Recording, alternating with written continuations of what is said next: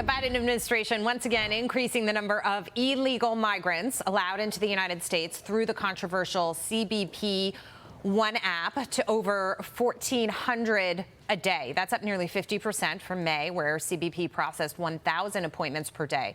Joining me now, National Border Patrol Council Vice President and Border Patrol Agent Art Del Cueto. Great to have you with us, Art. Let's talk about where we stand, because the border sort of has been overshadowed by so many other issues that we've been dealing with, foreign policy issues, looking at the president and his son and their legal troubles and where that could potentially go. But we still have a major problem at the southern border. It's something that Republican candidates for the nomination are really talking about. It's something that needs to change in this country. Where do we stand right now?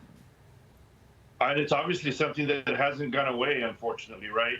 And that's this. I've been talking about it for quite some time. This was always been my fear, is that it would become the norm, and it shouldn't become the norm. This is not normal. Seeing people come across this border illegally, people turning themselves in, finding loopholes so they can just get caught and released. That shouldn't be normal. And we need to focus on what the main problem is. It's these drug cartels. The drug cartels, no matter what policies this administration comes up with, who controls the southern border? The drug cartels. They control who goes through the app. They control who's going to turn themselves in at the port of entries. And obviously they control who comes in between the port of entries. And they do it because they know that this is the effective way to distract agents, to move agents from one area to the other, put them in processing, put them in transport, put them in hospital watching. And what's their ultimate goal? To line their pockets with money to bring in drugs across the border. And, they continue to bring in drugs like fentanyl, heroin, cocaine, methamphetamines, and the White House is simply just not doing enough about it. Krisha. Art, so Krisha Lenzo here. I am following this story closely, just as we all are, especially in New York, where we've seen a lot of migrants come here, and there's been a massive displacement. But when it comes to Joe Biden's characterization of the crisis at the border, it seems like he claims that things are getting better. What's your take on that? When you're moving agents out of certain areas of the field, it's easier to play with the numbers, I guess you would say, right? So if there's not enough individuals out there actually patrolling certain areas, there's no way for them to have accurate numbers of what's coming in and what's getting away. So, that's why the numbers are so confusing. That's why it's hard to, just focus on that. But just kind of look at what's happening throughout the country, with the amount of people that are still, falling victim to overdoses with drugs. When you're looking at some of these major cities and you're seeing, buses of people coming into the United States, when you're seeing all this, you really realize that people aren't dumb. People aren't dumb. Look, they're seeing what's happening. They're seeing the reality of what's happening. And, the White House can come up with whatever they want. The Justice Secretary can say whatever they want. The reality is people have found these loopholes. Those that are turning their pockets are the drug cartels. They're unfortunately the ones that are in control. And, we didn't have this problem to this extent when the last administration was in office, because those policies work. You bring in the app. You know what? At the end, people can't be sent back in their time wait, but they can ask for an appeal. And where do they wait for their appeal? They wait for the appeal in the United States. Right. You look at the deportation numbers and they say, look, we're deporting more. But the reality is a lot of these people are the same people getting deported. You catch one person, you send them back, you catch them again, you send them back. That adds to your deportation numbers. And so it's just playing with numbers. They're waiting for a court date that's years down the road, a court date they probably will never show up to once they're in the country also.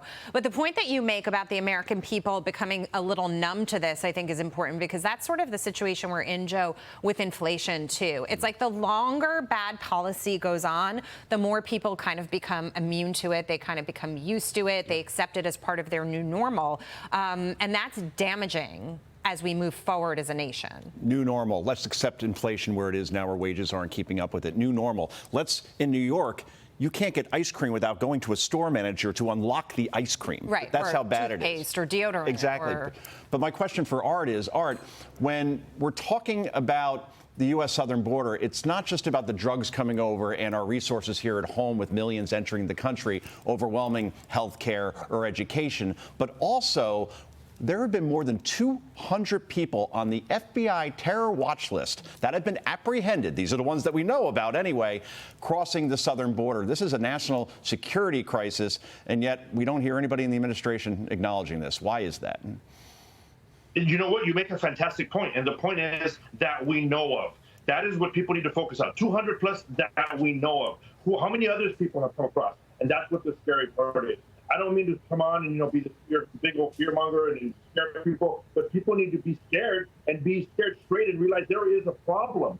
Now, look, you're seeing 200 plus is what we said. These are the ones that we know of. But the reality is, when it's so easy to come into the United States today, ask for asylum and get released, can you imagine how bad the background and the criminal background is on these other individuals that take those extra steps not to get detected and come in and not be found out? And at the same time, nobody knows how many there are. Yeah, let me ask you about this. The Wall Street Journal reporting that some Republican presidential candidates and lawmakers want to send the military into Mexico to battle the drug cartels because they're the ones that are really profiting here. So are the human traffickers. Arts, your thought on that?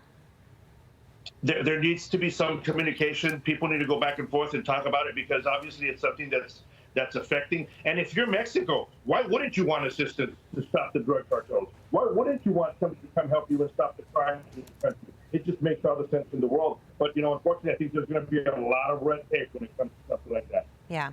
Art Del Cueto, thank you so much for joining us this morning, shining a light on an issue that continues to be important, and we will talk more about it as we head into the 2024 election, I'm sure. Thank you for having me.